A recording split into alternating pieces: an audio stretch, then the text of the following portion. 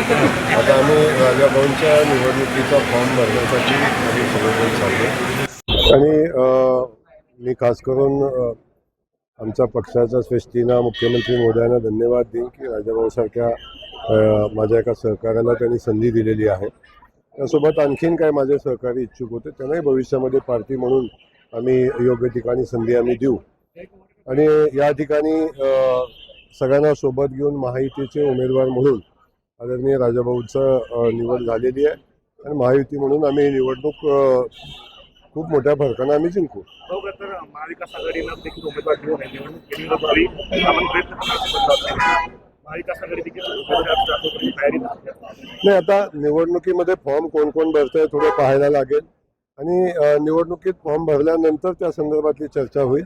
माझी भावना तर हीच राहील की निवडणूक बिनविरोध व्हावी यासाठी मी ज्या ज्या लोकांशी बोलणं आवश्यक आहे त्या सगळ्या लोकांशी मी चर्चा करेन आणि त्यांना विनंती करेन। शेवटी लोकशाहीने त्यांना अधिकार दिलेला आहे ते निवडणूक लढवण्याचा, ते लढवू शकतात। म्हणजे शेवटी लोकशाहीमध्ये हेल्दी रिलेशन असणं महत्त्वाचं आहे आणि आता निवडणुकीमध्ये लढून काय फार साध्य होणार आहे अशातली परिस्थिती नसताना एक सोलापूर जिल्ह्यानं नवा आदर्श घालून द्यावा अशा पद्धतीची माझी भूमिका आहे। म्हणून मी सगळ्या विरोधकांशी बोलेन, सगळ्या सहकाऱ्यांशी बोलेन आणि प्रयत्न करेन।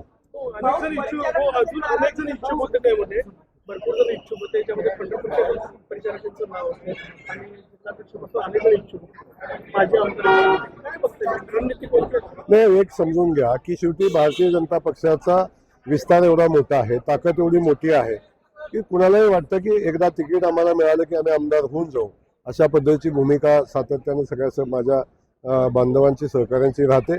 शेवटी एकच उमेदवार होता, पक्षानं निर्णय घेतला तर आम्ही सगळे मिळून आता आम्ही त्या उमेदवाराला निवडून आणण्यासाठी प्रयत्न करू आणि जे जे इच्छुक आहेत ते आमची महत्त्वाचीच लोक आहेत, त्यांनाही योग्य ठिकाणी पक्ष पार्टी म्हणून आम्ही संधी देऊ। काही दिवस अगोदर उदय सामंत सोलापूरला आले होते आणि त्यावेळेस त्यांनी म्हणलेलं की आमच्या कार्यकर्त्यांना दम द्यायचा ना, आमच्याकडे पण 112 जण आहेत, काय नेमकी भानगड काय आता सेनासोबत आपल्या? आता भानगड काय ते तुम्हाला माहिती असेल, परंतु कुठलीही भानगड नाही। आम्ही सगळेजण एकत्र आहोत, महायुती म्हणून जागांचं वाटप झालेलं आहे। इथं जरी बघितलं आपण सोलापूरमध्ये त्यांचे काही मतदार आहेत तसेच त्यांना तिकीट मिळालं तिथं आमचे इथं मतदार आहेत, त्यामुळे सगळ्यांनी समन्वयानेच काम करणं अपेक्षित आहे आणि मला वाटते समन्वयाने आम्ही एकत्र काम करू आणि महायुतीच्या 100% जागा निवडून येतील। लाडकी बहीण योजनेत 80 लाख महिलांची नावं जे ते अपात्र ठरलेली आहेत, लाडक्या बहिणी काँग्रेसने उमेदवारी अर्ज दिलेला आहे। मला एखादा फोन आला होता की सूचकाला 2 नावं कमी पडतायत, मिळतील का? मी सांगितलं करून टाका, काय अडचण नाही। लाडकी बहिणी 80 लाख महिला जे आहेत ते अपात्र ठरलेले आहेत केवायसी मुळे। विरोधकांनी टीका केली होती किंवा निवडणुकांपुरतं त्यांना दिलं गेलं होतं आणि नंतर त्यांच्याकडनं पैसे काढून घेतले जात आहेत। असं कुठल्याही लाडक्या बहिणीवर अन्याय होणार नाही। जी आमची बहीण पात्र आहे अशा कुठल्याही बहिणीला आम्ही लाभापासून वंचित ठेवणार नाही। परंतु काही आमच्या बहिणी अशा आहेत की ज्या सर्व्हिसला आहेत, 20,000, 15,000, 30,000, 40,000 पगार आहे, अशाही काही भगिनींचे अर्ज होते आणि त्यामुळं एकावेळी एक लाभ घेणं अपेक्षित आहे। त्यामुळं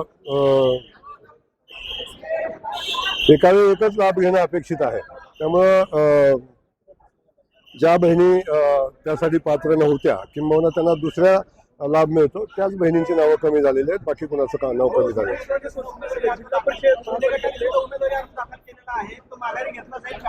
अरे बाबा, आम्ही एकत्र आहे, शिंदे गट नाही, शिंदे शिवसेना, आम्ही सगळेजण एकत्र आहोत आणि आम्ही सगळे मिळून निवडणूक लढणार आहोत। त्यामुळे कुणी फॉर्म भरला असला तरी समन्वयाने बसून आम्ही मार्ग काढू आणि भारतीय जनता पक्षाचा उमेदवार इथून आम्ही सगळे मिळून ताकदीने निवडून आणू। स्थानिक स्वराज्य संस्थेच्या वेळेस अनेक राजकीय नेते आपल्या पक्षात आले आहेत, काय शब्द कुणाला दिला होता का? मी शब्द ज्यांना देतो तो शब्द पाळतो आणि जो शब्द दिला असेल त्यांचा शब्द भविष्यात पण पाळू आम्ही। बस की, चला, धन्यवाद।